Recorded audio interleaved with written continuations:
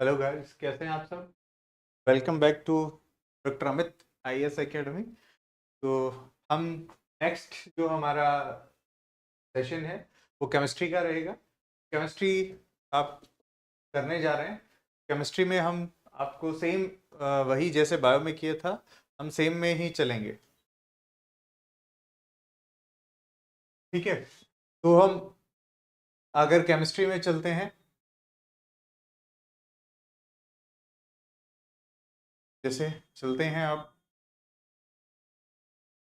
MCQ रहेगा आपका। जैसे फर्स्ट एमसीक्यू है, चलिए करिए, आपका फर्स्ट एमसीक्यू है। ठीक है, चलिए स्टार्ट करते हैं। Which of the following statement about the molecular structure is correct, कि इनमें से कौन सी मॉलिक्यूलर स्ट्रक्चर के बारे में करेक्ट है। ठीक है, एटॉमिक स्ट्रक्चर हम ये फर्स्ट यूनिट है हमारी, ये पढ़ रहे हैं। तो कौन सी स्टेटमेंट करेक्ट है, जल्दी बताइए आप। वही 30 सेकंड का आपके पास टाइम रहेगा, आपको लगातार कमेंट करते जाना है और बताते जाना है। जल्दी जल्दी आंसर सबमिट करने हैं आपको। ठीक है, सेम वैसा ही जैसे पिछली क्लास का किया था हमने, उसी पे चलेंगे, हम उसी पैटर्न पे चलेंगे, ताकि आपको भी दिक्कत ना रहे और हमें भी दिक्कत।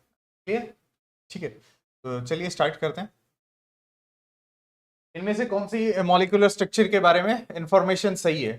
तो इनमें से proton and neutron are inside the nucleus and electron revolves around the nucleus. ये वाली स्टेटमेंट क्या है? स्टेटमेंट थर्ड क्या रहेगी बेटा? Statement third is right answer. Statement third क्या रहेगा? इसका राइट आंसर रहेगा। उसके अलावा जैसे बोला गया, neutron and electron are found inside and inside the nucleus and proton, proton थोड़ी रिवॉल्व करते हैं बेटा। कौन रिवॉल्व करता है? इलेक्ट्रॉन ऑर्बिट में। जैसे ये न्यूक्लियस है, न्यूक्लियस के चारों तरफ ऑर्बिट में ये रिवॉल्व करते हैं इलेक्ट्रॉन। ठीक है, चलिए नेक्स्ट क्वेश्चन के ऊपर चलते हैं। नेक्स्ट क्वेश्चन के ऊपर चलते हैं अपना।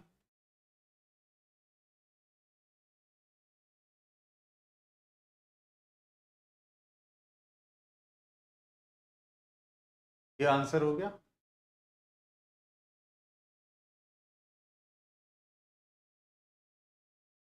क्या हो गया भाई?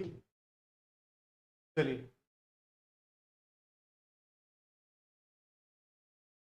क्या गया?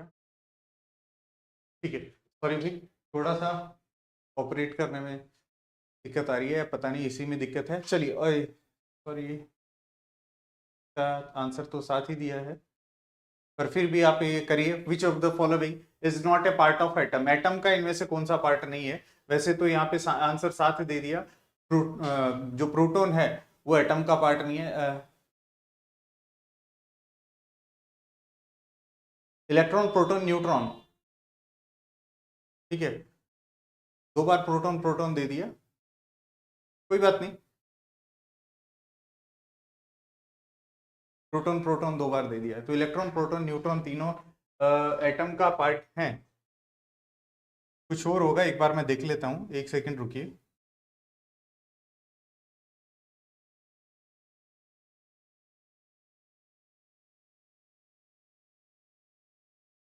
फोटोन, फोटोन है, सॉरी ये फोटोन है। प्रोटॉन हम पढ़ रहे थे, फोटोन है ये बेटा। फोटोन, फोटोन तो कहीं एग्जिस्ट ही नहीं करता। लाइट जो पार्टिकल है उसके बारे में है ये फोटोन। ठीक है, थर्ड क्वेश्चन पे आइए। थर्ड क्वेश्चन पे क्या हो रहा है भाई? ये थर्ड क्वेश्चन, फोटोन।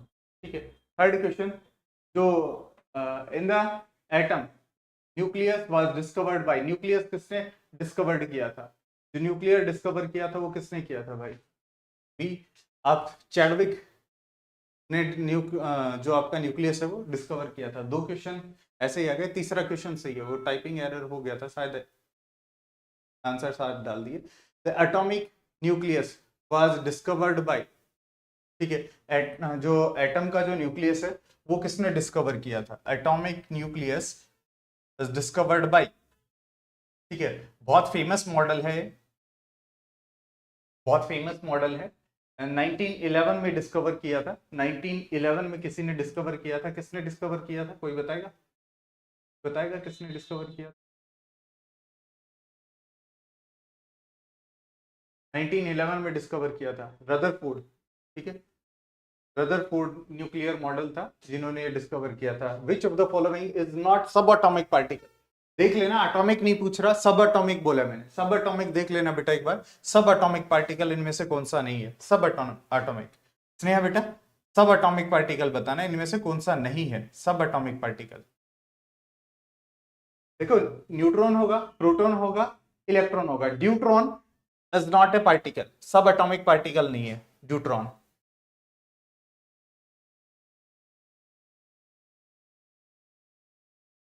न्यूट्रॉन क्या होता है, न्यूट्रॉन क्या होता है बेटा, न्यूट्रॉन जिसके अंदर one proton and one neutron like करता है, one proton and one neutron क्या करता है, लाइक करता है, उसे हम क्या कहते हैं, न्यूट्रॉन कहते हैं। क्लियर, ये थर्ड हो गया न्यूट्रॉन, नॉट सब एटॉमिक पार्टिकल। ठीक है, नेक्स्ट आपका देखिए, विच of the following pair constitute the particle anti particle pair, particle and anti particle pair. ये जो पेयर दिया आपके सामने, एक पार्टिकल है एटॉमिक और दूसरा एंटी पार्टिकल है। Proton, neutron, electron, positron, photon, electron, neutron, neutrino, सारे ऑप्शन दिए हैं यहाँ पे, एक इनमें से गलत होगा, जल्दी बताइए क्या होगा। ठीक है, दैट इज ई आपका इलेक्ट्रॉन, पॉजिट्रॉन ये नहीं होगा, बाकी सारे होंगे। पॉजिट्रॉन अभी बताया था पार्टिकल नहीं होता ना, एटॉमिक पार्टिकल नहीं होता पॉजिट्रॉन। ठीक है, नेक्स्ट हम देखते हैं, 6 का हो गया आपका। 7 गोल्ड पार्टिकल, ये बहुत फेमस है, न्यूज में भी रहता है बेटा। सर्न जेनेवा के अंदर इसकी क्या है, सर्न जेनेवा स्विट्जरलैंड, ठीक है, उनके उसके अंदर ये लैब है जहां पे इस पार्टिकल के ऊपर काम चल रहा है। काफी फेमस पार्टिकल है, इसको गोल्ड पार्टिकल के नाम से भी जाना जाता है, सब एटॉमिक पार्टिकल है ये। ठीक है, ये इसकी जो इससे रिलेटेड स्टडी है वो क्या बताएगी, जो यूनिवर्स का ओरिजिन है उसके बारे में बहुत सारी चीजें बता सकती हैं। तो आप आगे बताइए इसमें क्या रहेगा आपका, that is Higgs boson particle. Higgs boson particle क्या है, गोल्ड पार्टिकल। आपका जो हिग्स बोसॉन पार्टिकल है दैट इज गोल्ड पार्टिकल। ठीक है, सब एटॉमिक पार्टिकल है। हिग्स बोसॉन जिन्होंने जो काम कर रहे थे साइंटिस्ट इनके ऊपर, ठीक है, हिग्स, पीटर हिग्स, उन्हीं के नाम के ऊपर ये दिया गया है। सर्न जेनेवा ये लैब का नाम है सर्न। ठीक है, लार्ज हेड्रोन कोलाइडर LHC उसी से डिस्कवर किया गया। अराउंड 20 किलोमीटर ये लंबी प्रयोगशाला है, लंबी लेबोरेटरी है, और अंडरग्राउंड लेबोरेटरी है, बहुत लंबी लेबोरेटरी है, अंडरग्राउंड लेबोरेटरी है। इसके अंदर पार्टिकल फिजिक्स के ऊपर काम चल रहा है। ठीक है, ये बताइए आप, ये बताइए विच of the which is a fundamental particle, इनमें से कौन सा फंडामेंटल पार्टिकल है, fundamental, fundamental, neutron, proton, meson, quarks. Quarks क्या है, क्वार्क्स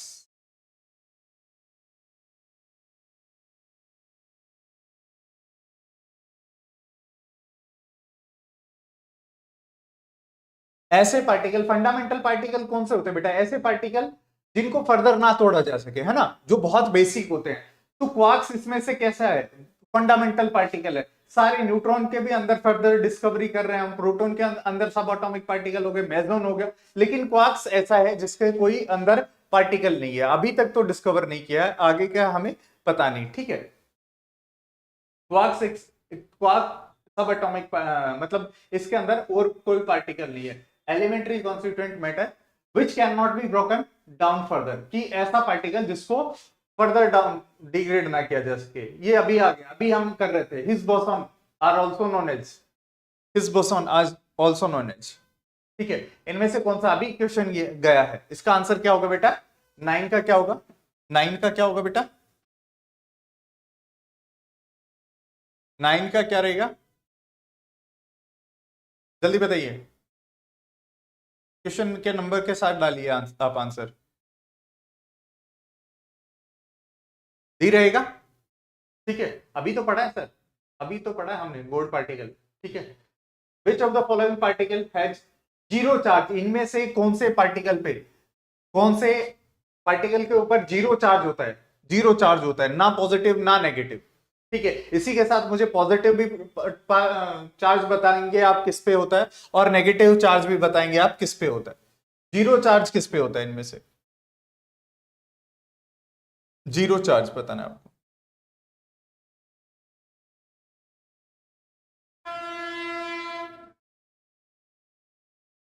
जीरो चार्ज, देखिए पॉजिट्रॉन पे तो आपको साफ पता चल रहा है क्या होगा, पॉजिटिव पार्ट, पॉजिटिव चार्ज हो गया। इलेक्ट्रॉन पे ऑलरेडी नेगेटिव होता है।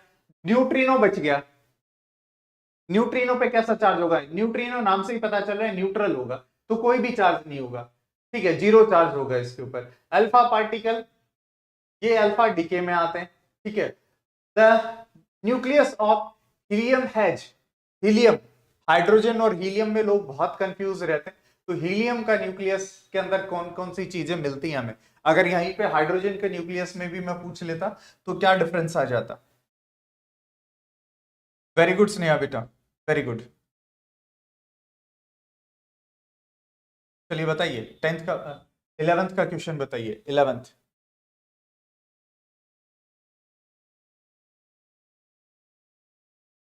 देखिए, two proton and two neutron, two proton and two neutron consistent of helium nucleus.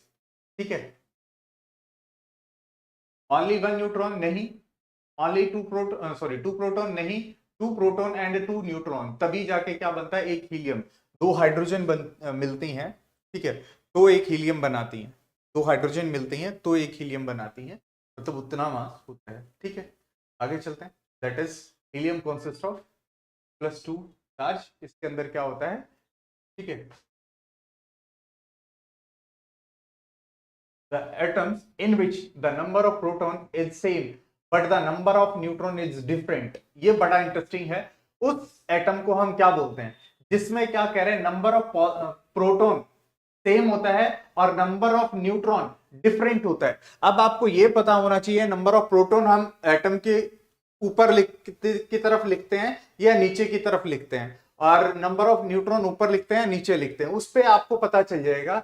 Isobar क्या होता है, आइसोमर क्या होता है, आइसोटोन, सॉरी आइसोटोन क्या होता है, आइसोटोप क्या होता है, आइसोटोप और आइसोटोन क्या होता है, बताएंगे आप? जल्दी बताइए।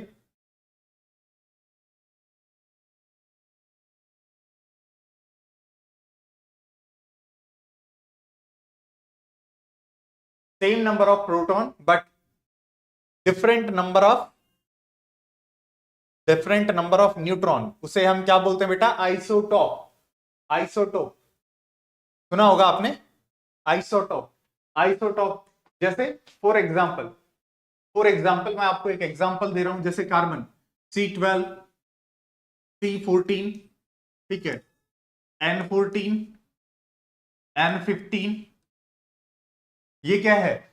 यहां पे कार्बन का नंबर कितना होता है? कार्बन का नंबर 12 होता है, ठीक है, लेकिन यहां पे चेंज हो गया, ऊपर का नंबर चेंज हो गया, यहां पे फिर से चेंज हो गया। तो सर यहां पे भी कार्बन का 14 आ रहा है, नाइट्रोजन का भी 14 है, तो कौन सा सही है? ठीक है, कौन सा सही है? कौन सा सही है? ये सही है या ये सही है पीरियोडिक टेबल के अकॉर्डिंग? आइसोटॉप्स की मैं बात नहीं कर रहा, ये तो आइसोटॉप है जिसमें क्या होता है ना, ऊपर का नंबर चेंज हो जाता है। आइसो बार में क्या होगा बेटा? नीचे का नंबर चेंज हो जाएगा, नीचे का नंबर चेंज हो जाएगा। क्लियर? ठीक है, ये हम देखते हैं, उसको हम क्या बोलते हैं जिसमें क्या है, सेम नंबर ऑफ प्रोटॉन है but different number of neutron in the nuclear. Clear? इतना क्लियर है, उसे हम क्या बोलते हैं? आइसोटोप्स। क्लियर? आगे चलते हैं, चलो नेक्स्ट क्वेश्चन आपका यूपीपीसीएस में आया हुआ क्वेश्चन है ये आपका। Radio activity was discovered by, ठीक है, आपने 12th में भी पढ़ा होगा और 9th 8th में भी पढ़ते हैं हम कि 12th में नहीं, 11th में भी आता है ये, कि एक बर्तन मांजने वाला, सॉरी बर्तन मांजने वाली मैम थी और उन्होंने रेडियो एक्टिविटी डिस्कवर किया था। ऐसा तो कुछ नहीं था, पेपर बोला जाता है कि राख से डिस्कवर हुआ था। तो इनमें से कौन था? ठीक है, इनमें से कौन सा था? आइसोटोन नहीं होगा स्नेहा बेटा, आइसोटोन नहीं होगा। ठीक है, ये बताइए इनमें से कौन सा था? Madam Marie Curie, Marie Curie, Marie Curie, Marie Curie कौन था कि भाई जिसने रेडियो एक्टिविटी डिस्कवर किया, radio activity discover. Clear. Next पे चलते हैं हम। Madam Curie. आइसोटॉप, आइसोटॉप अभी पढ़े हमने। आइसोटॉप अभी डिफाइन किया था बेटा, आइसोटॉप हमने।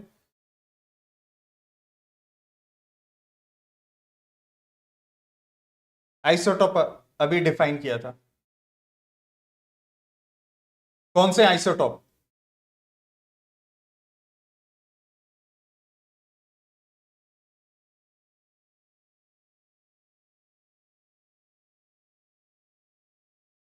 जल्दी बताइए। 14 का, 14 का बताइए। 14 का बी होगा बेटा, ठीक है।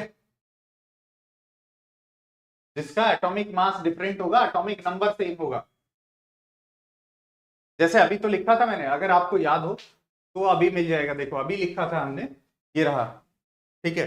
अभी लिखा था हमने, क्या लिखा था ये कि जैसे कार्बन है C6 का 12 और C6 14, ठीक है। यही चीज है, the atomic mass is different. दोनों का एटॉमिक मास तो क्या है, डिफरेंट हो गया, ठीक है। एटॉमिक नंबर क्या हो गया बेटा, सेम हो गया, है ना।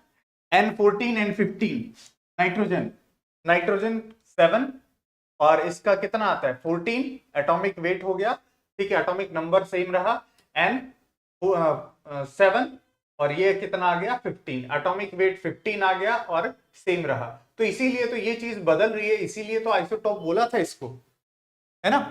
समझ आया, समझ आया, क्लियर,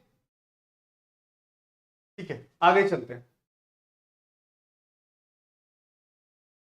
ठीक है।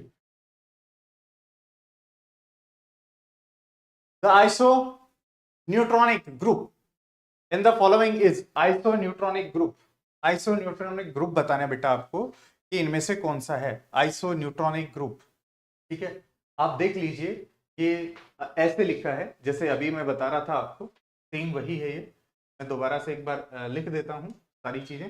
फर्स्ट जो ऑप्शन है आपका, फर्स्ट ऑप्शन के अंदर क्या है, C12 है, N7 14 है और O8 16 है। ऐसे लिखा है बेटा, ये ऐसे लिखा है, ठीक है। जैसे दूसरे ऑप्शन में क्या लिखा है, C एटॉमिक नंबर 6 हो गया, का एटॉमिक वेट 12 हो गया, नाइट्रोजन एटॉमिक नंबर 7 हो गया और एटॉमिक वेट 14 हो गया, नाइट्रोजन एटॉमिक नंबर 8 और एटॉमिक वेट 18 हो गया। क्लियर, ऐसे लिखा है ये। आपको बताना है, आपको बताना है, क्या बताना है इसमें से, iso neutronic, same neutron, same neutron, number of neutron जिसमें सेम हो। आइसो का मतलब सेम हो गया बेटा। न्यूट्रॉन, न्यूट्रॉन निकालने के लिए हम क्या करते हैं, क्या करते हैं बेटा, बताइए। ये कितना है, मान लो अगर मेरे पास जैसे अगर मैं बात करूं, कार्बन है 6 और 14 दिया है, मैक्सिमम कितना दिया है 6 और 14, ठीक है। इसके अलावा मेरे पास क्या दिया है, नाइट्रोजन दिया है, नाइट्रोजन मेरे पास कितना दिया है N15 दिया है, ठीक है। तो N15 मैक्सिमम नंबर लेके लिख रहा हूं मैं, ठीक है। और मेरे पास ऑक्सीजन का क्या दिया है 16 ही दिया है, तो मैं लिख लेता हूँ ऑक्सीजन 8, है ना। अब मुझे क्या करना होगा, जो 14 है, ठीक है, 14, 14 माइनस 6 कर दूंगा मैं, एटॉमिक वेट में से एटॉमिक नंबर घटा दूंगा, 14 माइनस 6 कितना आ गया 8, नंबर ऑफ न्यूट्रॉन आ गए मेरे पास 8। नेक्स्ट क्या है मेरे पास 7 है। नेक्स्ट क्या आ गया मेरे पास 7 में से, सॉरी 15 में से मैं 7 माइनस कर दूंगा, ये भी कितना आ गया 8, और 8 में से मैं 16 माइनस 8 करूंगा तो मेरे पास कितना आ जाएगा 8। तो ऐसा देखिए जिसमें ये नंबर आ रहा हो, तीनों में 8 8 आ रहा हो, तो कौन सा होगा, तीनों में अगर 8 8 आ रहा होगा तो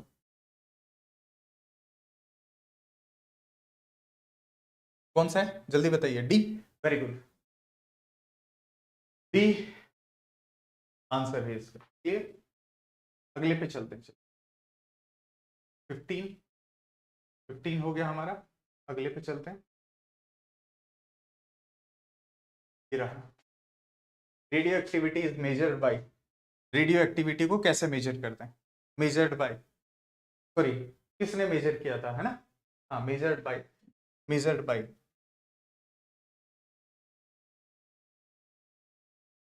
या रेडियो एक्टिविटी को किससे मेजर करते हैं?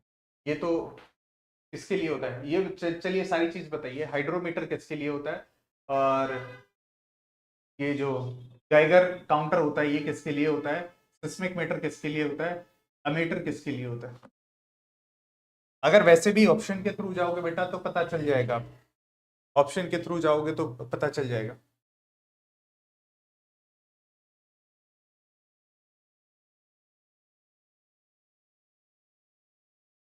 ये एक इक्विपमेंट होता है वैसे तो, ये एक इक्विपमेंट का नाम है, ट्यूब होती है ये। B is the right answer. एक ये ट्यूब होती है, ऐसी ट्यूब होती है जिसके अंदर गैस फिल की जाती है और फिर रेडियो एक्टिविटी निकाली जाती है कि ये कितना रेडिएशन एमिट कर रहा है। ठीक है, बाकी तो सब आपको पता ही होगा, मॉइस्चर कंटेंट के लिए और अर्थ सॉरी भूकंप को मापने के लिए B is the right answer. Next chapter शुरू हो गया आपका, नेक्स्ट चैप्टर शुरू हो गया। ठीक है, नेक्स्ट चैप्टर शुरू हो गया। Change of water into vapour is called, change of water into vapour is called,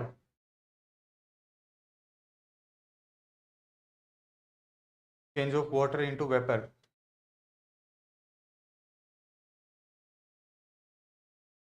कैसा कैसा प्रोसेस है ये, कैसा है?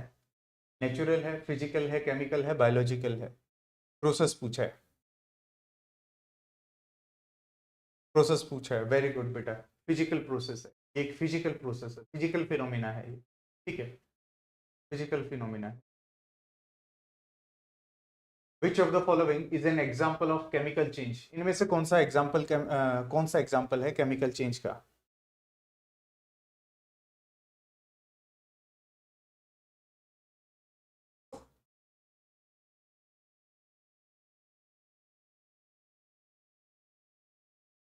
इनमें से कौन सा एग्जाम्पल है केमिकल चेंज का?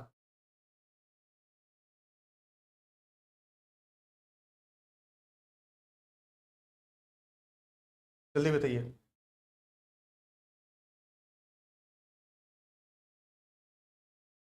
चलें आगे, चलें। Second, second softening of vegetable when cooked, क्योंकि जब सब्जियों को पकाया जाता है, ठीक है, तो पहले तो वो क्या होती हैं, हार्ड होती हैं खाने में, और बाद में क्या हो जाती हैं, सॉफ्ट हो जाती हैं जब वो हीट को अब्सॉर्ब करती हैं।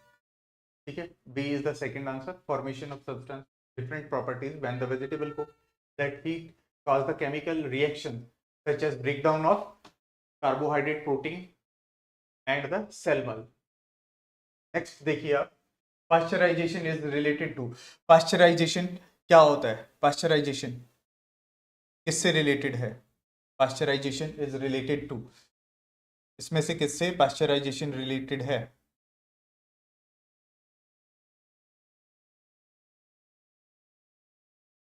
बताइए जल्दी। स्टरलाइजेशन ऑफ मिल्क, कि मिल्क को जब हम स्टरलाइज करते हैं एक पर्टिकुलर टेम्परेचर पे एक पर्टिकुलर ड्यूरेशन के लिए, अगर हम मिल्क को बॉईल करेंगे तो वो क्या हो जाएगा, स्टरलाइज मिल्क हो जाएगा। ठीक है, डिहाइड्रेशन थोड़ी होता है। Next, which of the following is not correctly match, इनमें से कौन सा करेक्टली मैच नहीं है? कौन सा करेक्टली मैच नहीं है बेटा, कौन सा करेक्टली मैच नहीं है? फोर्थ का बताइए आप।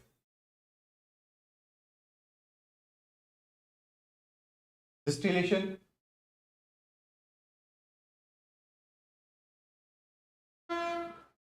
डिसैलिनेशन, डिसैलिनेशन सी वाटर, ठीक है, reverse osmosis potable water, denaturation proteins, pasteurisation टी, अभी पढ़ा हमने, अभी पढ़ा है, जस्ट अभी पढ़ा है, जस्ट अभी पढ़ा है हमने, फोर का दैट इज डी।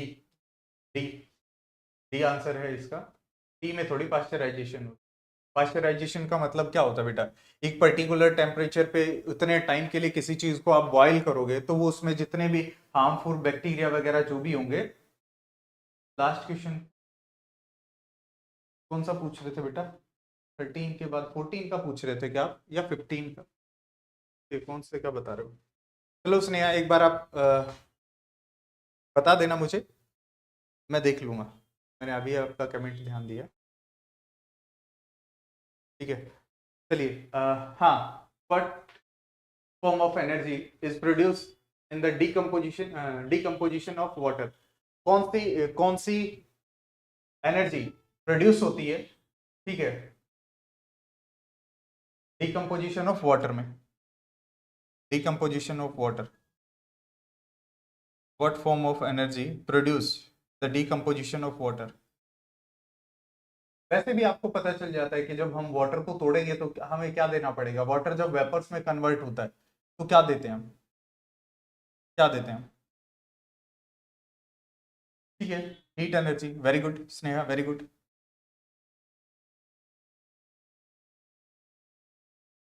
फोस्फेट,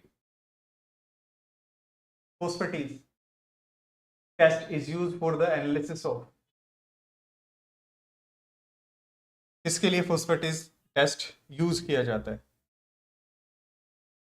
मतलब इनमें से कौन सी चीजें हैं जिनमें हम फोस्फेटीज टेस्ट यूज करते हैं?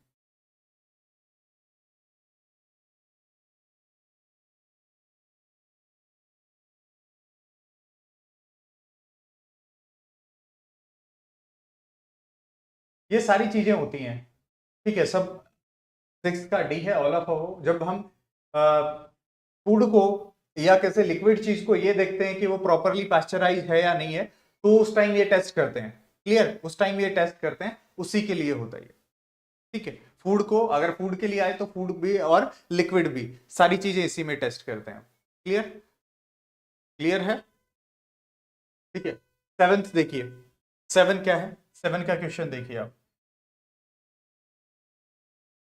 Because of impurities the boiling point of liquid, of a liquid, impurity अगर हम ऐड करते हैं या इम्प्यूरिटीज अगर लिक्विड के अंदर हो तो बॉइलिंग पॉइंट इंक्रीज होगा, डिक्रीज होगा, कांस्टेंट रहेगा, और कोई रिलेशन नहीं है।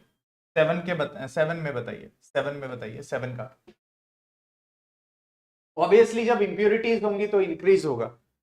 इंप्यूरिटीज अगर हम ऐड करते हैं, ठीक है, तो वो क्या होगा, मतलब यहां पे एक तरीके से और भी पूछ सकता है, वॉलेटाइल सब्सटेंस अगर ऐड करते हैं और नॉन वॉलेटाइल सब्सटेंस ऐड करते हैं तो क्या इफेक्ट पड़ेगा?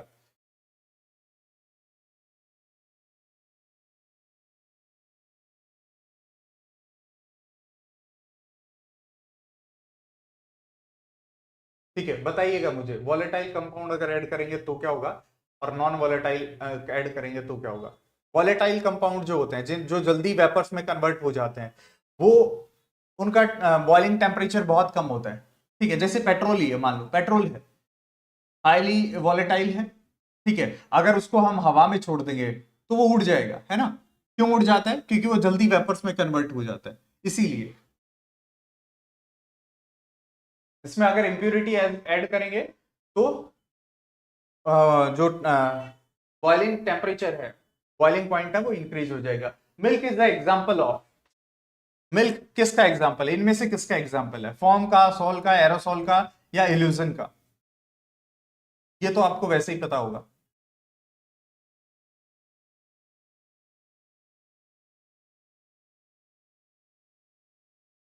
वैसे ही पता होगा ये, अगर आपको पता है तो बता दोगे, वैसे भी पता होगा आपको। इमल्सन, इमल्सन, इमल्सन या इमल्सन जो भी बोलो आप, ठीक है। हाँ, इमल्सन का एग्जाम्पल होगा। इमल्सन क्या होता है बेटा? इमल्सन क्या होता है? इमिसिबल लिक्विड, इमिसिबल लिक्विड क्या होता है बेटा? ऐसा लिक्विड जिसमें दो चीजें घुली हुई हो, आप उनके बीच में बाउंड्री सेपरेट नहीं कर सकते। जैसे अगर मैं बात करूं जो आपका मिल्क है, मिल्क के अंदर क्या होता है, फैट होती है और कुछ वाटर सॉल्युबल सब्सटेंस होते हैं, तो उनको आप अलग नहीं कर सकते, ठीक है, फैट को अलग नहीं कर सकते। जैसे इमिजिबल कि पानी और तेल मिला दिया मैंने, तेल ऊपर रहेगा या नीचे जाएगा, बताइए, ऊपर रहेगा तेल पानी के, ठीक है, और नीचे पानी रहेगा, तो उनमें क्लियर कट एक बाउंड्री होगी। इनमें ऐसा कुछ नहीं होता, तो उसे हम क्या बोलते हैं, इमल्सन, ठीक है, उन्हें हम क्या बोलते हैं बेटा, इमल्सन बोलते हैं। फॉर्म किससे बनता है, फॉर्म, फॉर्म झाग किस में बनता है, आप बाल्टी में वो सर्फ डाल के हाथ हिलाते हो, पानी हिलाते हो, तब झाग बनता है ना। और उस झाग के अंदर क्या होती है, जैसे बबल बनाते हैं, उड़ाते भी है ना बच्चे बबल, तो उसमें क्या बनता है, गैस एंड लिक्विड फॉर्म बनेगा। सोल कैसे बनता है, सोल, सोल कैसे बनता है, जब सॉलिड पार्टिकल किसके अंदर आएंगे, लिक्विड के अंदर होते हैं, जब सॉलिड पार्टिकल लिक्विड के अंदर होते हैं। एरोसोल, एरोसोल क्या होता है, एरो से आपको समझ आ जाना चाहिए, गैस, ठीक है, गैस के पार्टिकल, सॉलिड इन गैस, कुछ सॉलिड या कुछ लिक्विड पार्टिकल गैस के अंदर आ जाते हैं, दैट इज एरोसोल, ठीक है। ये दिया हुआ बेटा, सारा लिखा हुआ है जो अभी मैं बोल रहा था। एरोसोल क्या होता है, लिक्विड और सॉलिड इन गैस, ठीक है। नेक्स्ट देखिए आप, नेक्स्ट देखिए, which which of this is not a colloid, इनमें से कोलाइड कौन सा नहीं है, कोलाइड कौन सा नहीं है,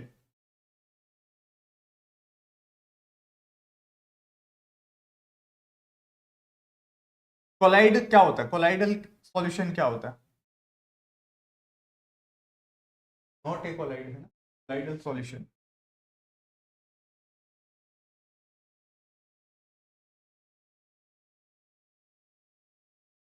एक सब्सटेंस दूसरे में डिस्पर्स हो जाए बहुत बारीक, तो उसको हम क्या बोलते हैं, कोलाइडल। इनमें से कौन सा नहीं है बेटा, हनी, हनी कोलाइडल नहीं है, ठीक है, बाकी में कुछ ना कुछ कोलाइडल है।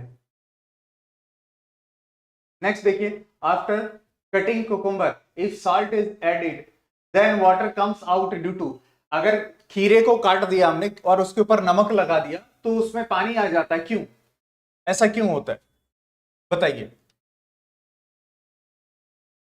ऐसा क्यों होता है,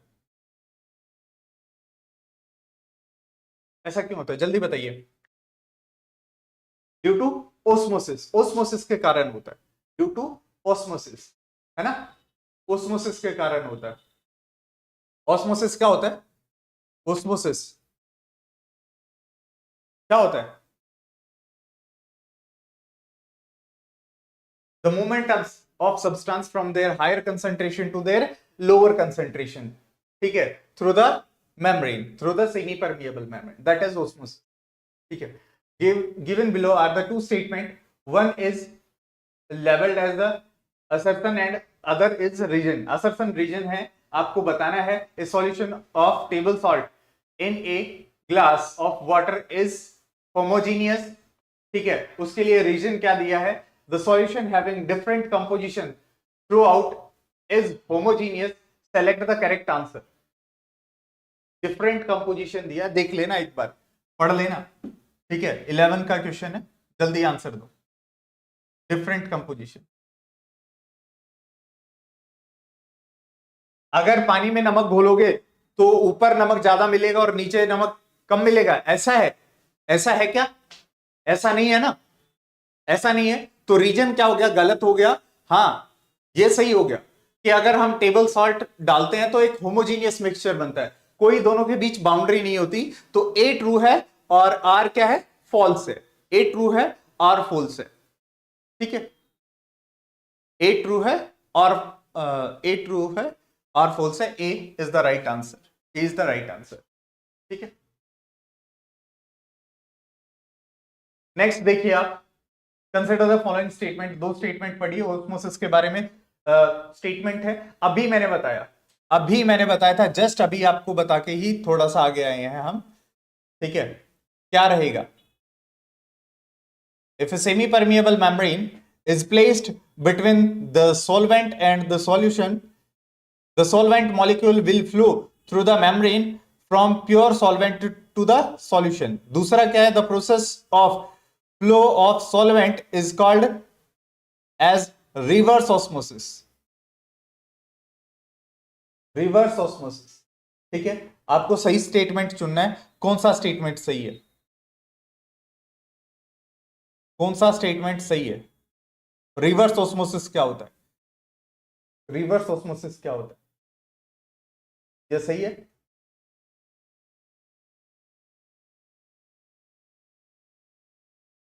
सॉल्यूट के फ्लो को हम क्या बोलते हैं? सॉल्यूट के फ्लो को हम क्या बोलते हैं? रिवर्स ऑस्मोसिस, ठीक है।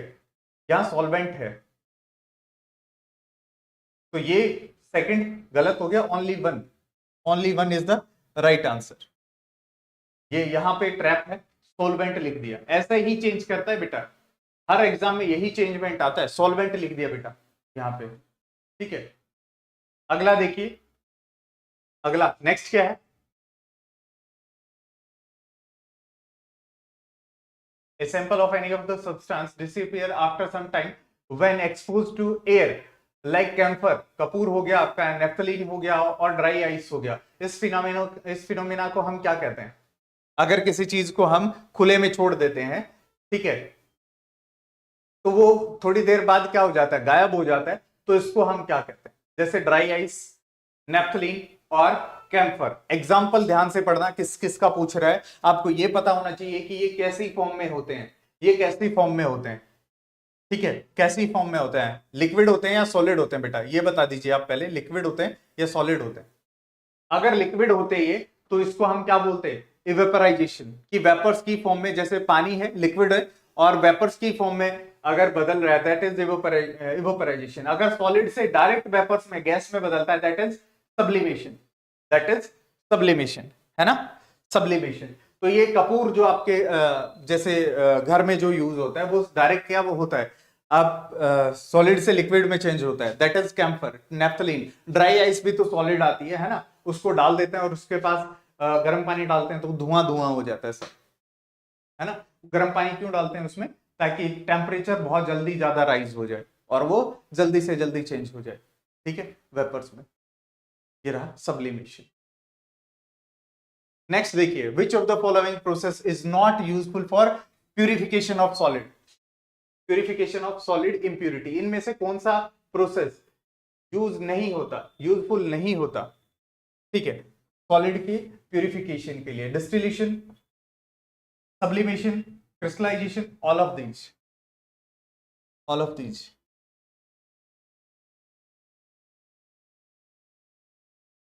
बताइए, 30 सेकेंड।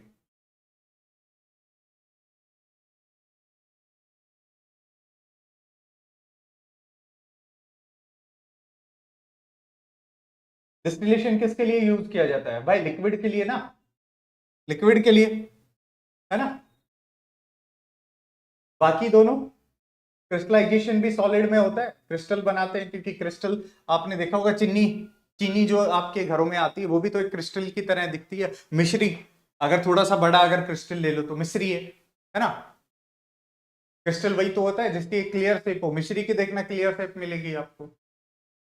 तो इसका आंसर क्या होगा? आंसर बताइए इसका जल्दी, मैंने एक्सप्लेनेशन तो आपको दे दिया। डिस्टिलेशन किसका होता है? लिक्विड्स का, ठीक है। तो सॉलिड पूछा है, A is the right answer. Example of corrosion, corrosion का एग्जाम्पल बताइए। कोरोजन, जंग लगना, जंग, मैदानी जंग, कोरोजन का एग्जाम्पल कौन सा है?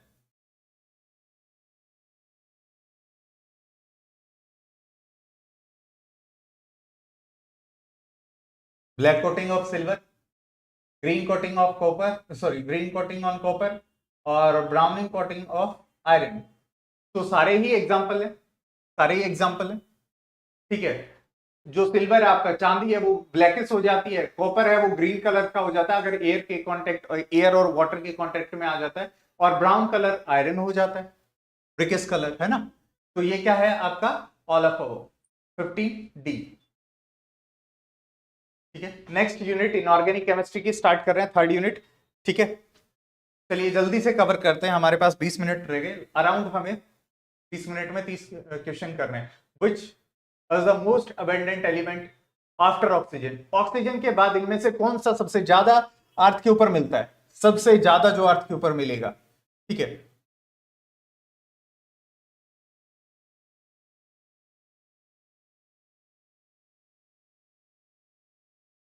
क्वेश्चन पूरा नहीं है, अगर वैसे पूरा देखा जाए तो अर्थ क्रस्ट की बात कर रहा है, अर्थ क्रस्ट की बात कर रहा है, क्योंकि ऑक्सीजन तो सबसे ज्यादा वहीं पे मिलती है। ठीक है, क्वेश्चन थोड़ा सा पूरा नहीं है, क्वेश्चन इसी फॉर्मेट में आया था इसीलिए ऐसा ही प्रिंट कर दिया। चलिए बताइए। Silicon, very good, very good. Urmila, very good बेटा, silicon, silicon is the right answer. ठीक है, नेक्स्ट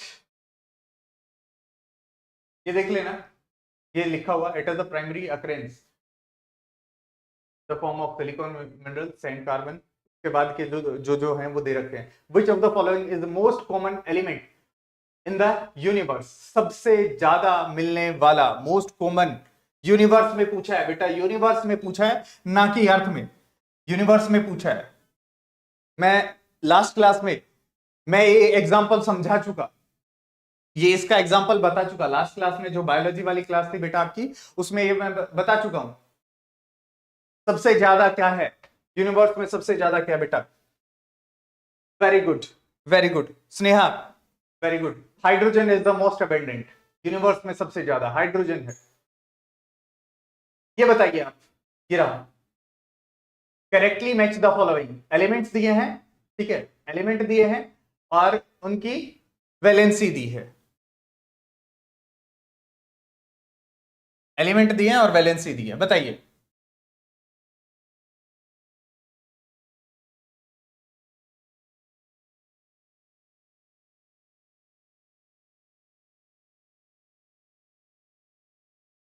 अरे ये पॉइंट नहीं है, ये फर्स्ट है, ये सेकंड है, ये थर्ड है, ये फोर्थ है। ठीक है, इसकी वैलेंसी मान लो एक है, किसकी वैलेंसी दो है, किसकी वैलेंसी तीन है और किसकी वैलेंसी चार है, ये बताना है आपको।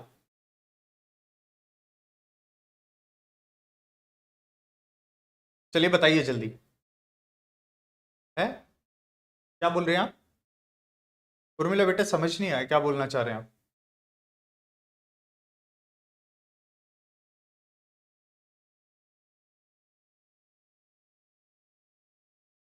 ठीक है, इसका बी राइट आंसर है।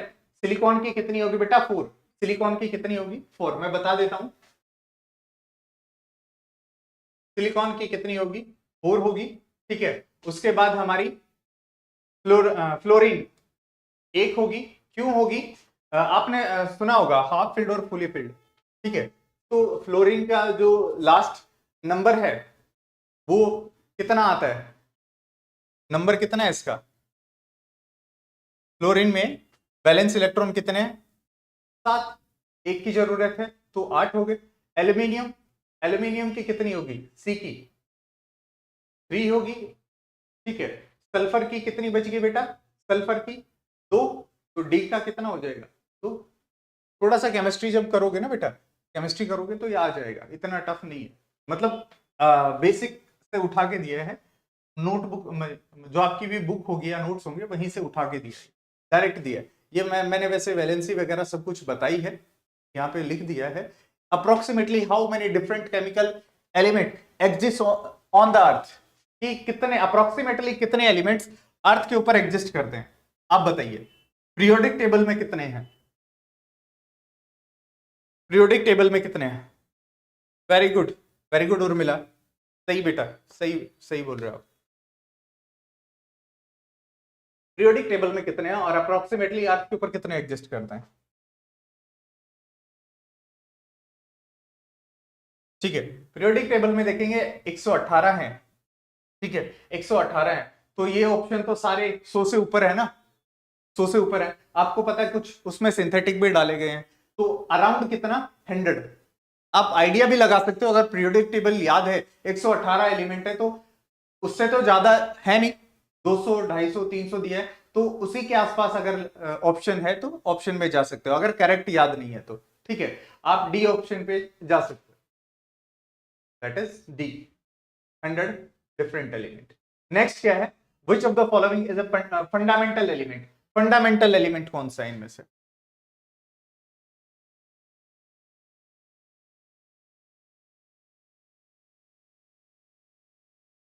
Fundamental element,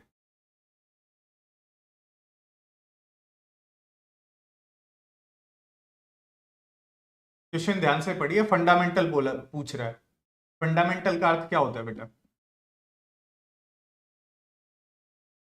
pure chemical element से जो बना होगा, ओनली वन टाइप, केवल एक ही तरह का।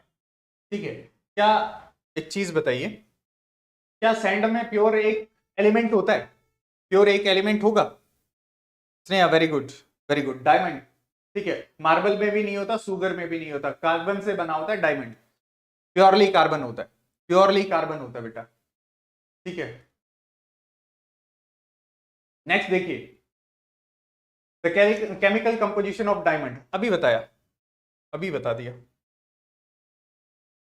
सैंड एक चीज से कैसे बनी होती है बेटा? बहुत सारी चीजें होती है, तो अभी बताया, ऑक्सीजन भी तो मिलती है।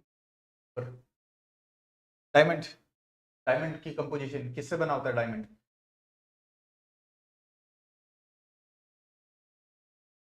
Graphite and diamond are the allotropes of, किसके एलोट्रॉप होते हैं? याद करो, कार्बन, वेरी गुड, कार्बन।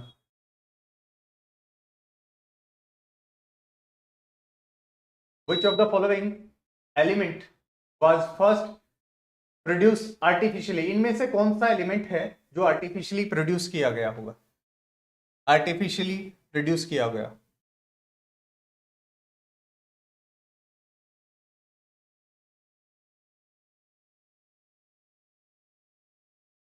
1937 में प्रोड्यूस किया गया था। ठीक है, उसके बाद काफी सारे प्रोड्यूस किए गए। जो फर्स्ट एलिमेंट है दैट इज टेक्नेटियम, टेक्नेशियम भी बोल देते हैं इसको। फर्स्ट एलिमेंट है ये, 1937 में इसको आर्टिफिशियली प्रोड्यूस किया था। ठीक है, 1937, कार्लो पेरियर और दूसरे साइंटिस्ट थे। फोर्थ हमारा चैप्टर शुरू हो रहा है, फोर्थ चैप्टर। ठीक है, तो which among the following pair is an example of paramagnetic and ferromagnetic substance? Paramagnetic and ferromagnetic substance, metal, mineral ores and their properties. Paramagnetic and ferromagnetic substance का pair बताना है। पैरामैग्नेटिक सब्सटेंस, पैरामैग्नेटिक सब्सटेंस क्या होते हैं? जिसके अंदर क्या हो, अनपेयर इलेक्ट्रॉन। ठीक है, और जो क्या करे, अनपेयर्ड इलेक्ट्रॉन होगा तो मैग्नेटिक फील्ड को अट्रैक्ट करेगा। ये चीज याद रखना, जो मैं प्रॉपर्टी बता रहा हूं, मैग्नेटिक फील्ड को अट्रैक्ट करेगा। ठीक है, फेरोमैग्नेटिक सब्सटेंस वो होते हैं जो स्ट्रॉन्ग पैरामैग्नेटिक होते हैं, स्ट्रॉन्ग पैरामैग्नेटिक होते हैं। ठीक है, इसका आंसर क्या होगा बेटा? कॉपर, कॉपर में वन अनपेयर्ड इलेक्ट्रॉन है, कॉपर में वन अनपेयर्ड इलेक्ट्रॉन है, देखना है ना, तो ये इसको पैरामैग्नेटिक बनाएगा। गैडोलिन, जो गैडोलिनियम है, डीडी, गैडोनोलियम, ठीक है, फेरोमैग्नेटिक एलिमेंट है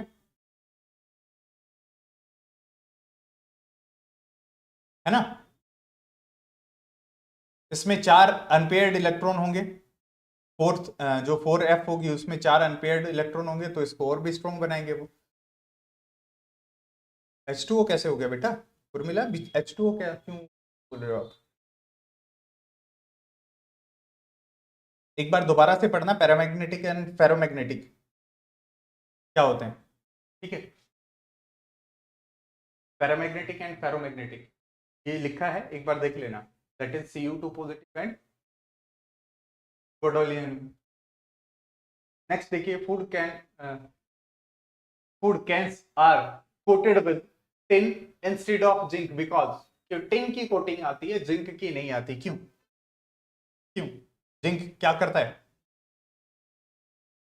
जिंक क्या करता है बेटा? मोर रिएक्टिविटी शो करता है देन टिन। टिन के बजाय जिंक क्या होता है? मोर रिएक्टिविटी शो करता है। सेल्फ लाइफ क्या होती है? बढ़ जाती है अगर टिन यूज करते हैं हम। जिंक में रिएक्शन आ जाती है तो फूड जल्दी खराब होता है। ठीक है, that the C is the answer. ठीक है, which of the following is hardest metal? कौन सा है हार्डेस्ट? Hardest metal? जी बिल्कुल बिल्कुल उर्मिला बेटा, लेस रिएक्टिव होता है। हार्डेस्ट मेटल बताइए, हार्डेस्ट मेटल जल्दी बताइए। इनमें से तो सबसे ज्यादा कौन सा हार्डेस्ट है? टंगस्टन। ठीक है, टंगस्टन हार्डेस्ट है। क्यों? आपने सुना होगा टंगस्टन को हम कहाँ पे यूज करते हैं? पहले जो बल्ब आता था ना हमारा, घरों में जो बल्ब आता था उसमें यूज करते थे, उसमें यूज करते थे। ठीक है, जो एलिमेंट होता था बल्ब में उसमें यूज करते थे। ठीक है, मेल्टिंग पॉइंट कितना है? 3422 डिग्री सेल्सियस, नियर अबाउट। ठीक है, इसीलिए हैवीएस्ट नेचुरल एलिमेंट, सबसे भारी नेचुरल एलिमेंट कौन सा है? Heaviest natural element, heaviest natural element, heaviest uranium. Uranium क्या है? सबसे हैवीएस्ट है। क्यों? क्योंकि आपने पढ़ा होगा, आपने एक चीज पढ़ी होगी क्या? यूरेनियम 238 238 है ना, यूरेनियम 238, तो ये क्या है? सबसे हैवीएस्ट है। क्लियर? यस और नो? न्यूक्लियर रिएक्टर्स में यूज किया जाता है।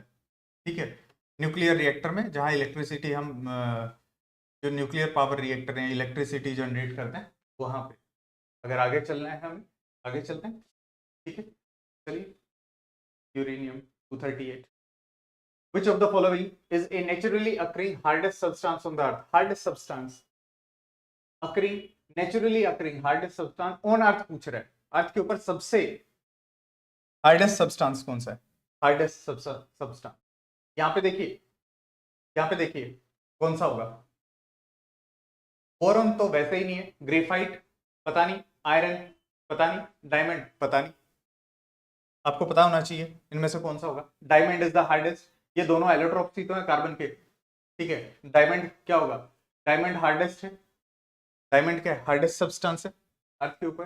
ग्रेफाइट सॉफ्ट है, जो ग्रेफाइट ब्लैक जो आता है तो उसका बना हुआ, अरे उसी से बनता है, कार्बन से ही बनता है ये। ठीक है, ये देखिए, ये देखिए, costliest metal of the world discovered recently is, 2016 की बात है, उस टाइम ये सबसे कॉस्टली था, तो उसी टाइम का रिसेंटली तो क्या होगा, पर पुराना है इसीलिए दैट।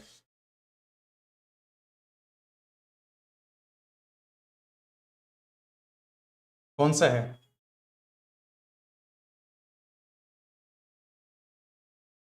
कौन सा? Californium, very good, californium.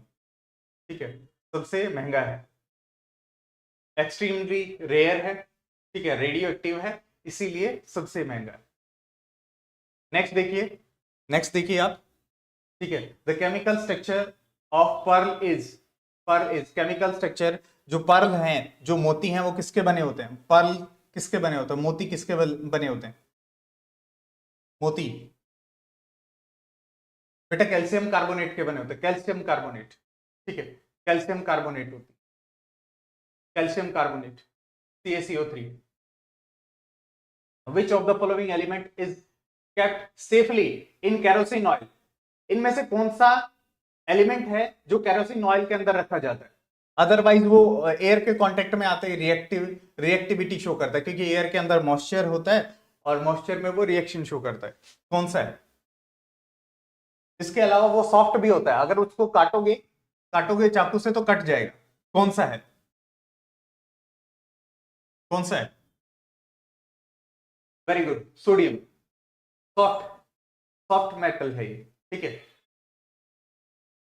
Next देखिए, pearl is mainly constituted of, अभी बताया था, सेम है अभी बताया था, दैट इज कैल्शियम कार्बोनेट। ठीक है, calcium carbonate. Yellow lamp are frequently use as street light, which of the following is use in the lamps. एक चीज बताइए, मैं आपसे पूछ रहा हूं कि जो येलो लैंप है स्ट्रीट लाइट में भी यूज किए जाते हैं, और सर्दियों में हम किस पे यूज करते हैं, जो सर्दियां होती हैं सर्दियों में जो गाड़ी की जो हेडलाइट होती है वहां पे भी हम लगाते हैं ये येलो लाइट वाले, येलो लैंप लगाते हैं, फोग लैंप बोलते हैं हम। क्यों बोलते हैं इनको फोग लैंप, क्यों बोलते हैं फोग लैंप, और ये येलो किसके कारण होती है, ये किसके कारण होती है, जल्दी बताइए बेटा, जल्दी बताइए। सोडियम, सोडियम वेपर होते हैं इनके अंदर, सोडियम वेपर होता है इनके अंदर। ठीक है, जब लाइट लाइट जब ये सोडियम वेपर की लाइट जब पार्टिकल से पास करती है, वाटर ड्रॉपलेट से पास करती है, तो स्कैटर नहीं होती, इसीलिए क्लियर दिखाई देता है हमें, इसीलिए अच्छे से दिखाई देता है, सोडियम होता है इसके अंदर। ठीक है, सोडियम होता है। चलिए, सोडियम वेपर होते हैं लैंप के अंदर। ठीक है, येलो लाइट प्रोड्यूस करते हैं, हाईली एफिशिएंट होता है, गुड विजिबिलिटी होता है फॉगी वेदर में भी। Sodium vapour lamp is usually use as a street light because, ये बताइए, ये रीजन है, उसी से रिलेटेड आ गया दूसरा, उसी से रिलेटेड क्वेश्चन आ गया, सेकंड क्वेश्चन उसी से रिलेटेड आ गया। अभी बताया था मैंने, अभी बताया था, मोनोक्रोमेटिक सिंगल फ्रीक्वेंसी की लाइट, मोनोक्रोमेटिक सिंगल फ्रीक्वेंसी की लाइट होती है, और ये विल नॉट स्प्लिट, मतलब बटेगी नहीं लाइट, अपने पास से डेविएट नहीं होगी, इसीलिए वाटर ड्रॉपलेट से, इसीलिए हम क्या करते हैं, सोडियम वेपर लैंप का, जो येलो फोग लैंप है उनका यूज करते हैं। ठीक है, ये लिख रखा है, आपने देख लेना है। नेक्स्ट क्या है, नेक्स्ट क्वेश्चन क्या है, of how many carats is the pure gold, जो प्योर गोल्ड है वो कितने कैरेट का होता है, ये तो सबको पता होगा, फीमेल का जो सबसे प्यारी चीज है वो यही तो है, सबसे अच्छी जो लगती है फीमेल को वो यही तो है। चलिए बताइए, बताइए जल्दी बताइए, हमारे पास टाइम बहुत कम है, जल्दी बताइए। दैट इज 24 कैरेट गोल्ड, उसमें तो कुछ सोचने की जरूरत ही नहीं होती। ठीक है, which one of the following metal is associated in the native state, जो नेटिव स्टेट में एसोसिएटेड मिलते हैं वो बताइए। विच of the following metal is sorry assessed, associated नहीं है, assessed, assessed in native state, native state, जल्दी बताइए, थोड़ा सा जल्दी करते हैं। अभी पढ़ा हमने, that is gold, gold associated form में मिलता है ना। ठीक है, gold sorry purest form. The chemical name of limestone, limestone चूने का केमिकल नेम क्या होता है, चूने का केमिकल नेम अभी बताया थोड़ी देर पहले, पर्ल का हम पढ़ रहे थे, पर्ल का हम पढ़ रहे थे, that is calcium carbonate, limestone. ठीक है, सॉफ्टेस्ट मिनरल, टैल्क। ठीक है, soft stone is mainly, soft stone किसके बना होता है या किससे बना होता है, कंपोजिशन क्या होती है सॉफ्ट स्टोन की, सॉफ्ट स्टोन की कंपोजिशन क्या होती है, जल्दी बताइए बेटा, जल्दी बताइए। Magnesium silicate, magnesium silicate is the composition, या मतलब मेन कंपोनेंट होता है, इसीलिए उसको टैल्क, जो आपके पाउडर होते हैं उनमें यूज किया जाता है, बहुत सॉफ्ट होता है, लुब्रिकेंट्स में भी यूज किया जाता है। ठीक है, प्लास्टर ऑफ पेरिस, ये तो बता दीजिए, ये तो बहुत बहुत कॉमन है, सबको पता होता है, plaster of Paris is made up of, कि प्लास्टर ऑफ पेरिस किसका बना होगा, plaster of Paris that is gypsum, limestone, cement और मार्बल, किसका बना होगा, जिप्सम का, है ना, लाइमस्टोन चूने पत्थर से थोड़ी बनता है, plaster of Paris is made up of gypsum, CaSO4H2O, ये फॉर्मूला याद कर लेना बेटा, अभी नाम पूछा है, क्या पता आगे फॉर्मूला पूछ ले। ठीक है, फॉर्मूला पूछ ले आगे। Chemically plaster of Paris is, chemically plaster of Paris is आपको बताना है, अभी नाम पढ़ा हमने, अभी नाम पढ़ा केमिकली प्लास्टर ऑफ पेरिस, ठीक है, दैट इज कैल्शियम सल्फेट, ठीक है। देखिए ये रहा formula, calcium sulphate CaSO4, CaSO4 plaster of Paris, calcium sulphate, ठीक है, प्लास्टर ऑफ पेरिस CaSO4।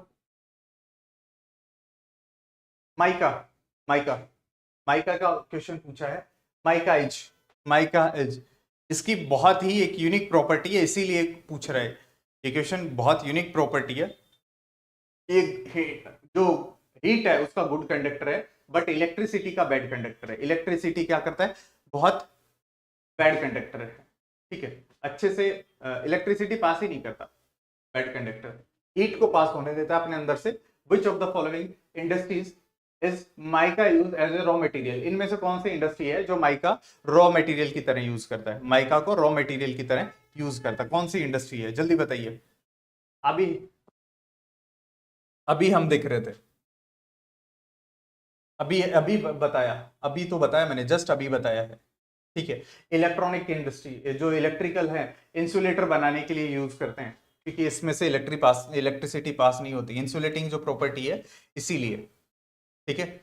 दूसरा, हाई टेम्परेचर को भी बियर कर लेता है, जो अभी दिखाते हैं ना वायर जलती नहीं है, जल्दी से जो जलती नहीं है, उसी का, उसी का, ठीक है, हाई होता है टेम्परेचर इसका।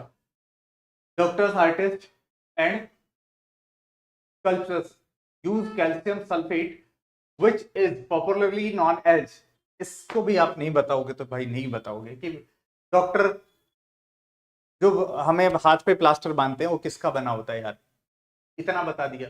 आर्टिस्ट, जो आर्टिस्ट आर्ट करते हैं वो जो ग्राउंड बनाते हैं, जो नीचे सरफेस बनाते हैं। स्कल्पचर जो मूर्तिकार होते हैं, वो किसका, मूर्ति के जो ढांचा बनाने के लिए या मूर्ति बनाने के लिए किसका यूज करते हैं, ठीक है। आपको बताना है, जल्दी बताना है, जल्दी बताइए, टाइम हो गया अपना, टाइम हो गया वैसे तो, लास्ट क्वेश्चन है ये, बताइए जल्दी, किसका यूज करते हैं।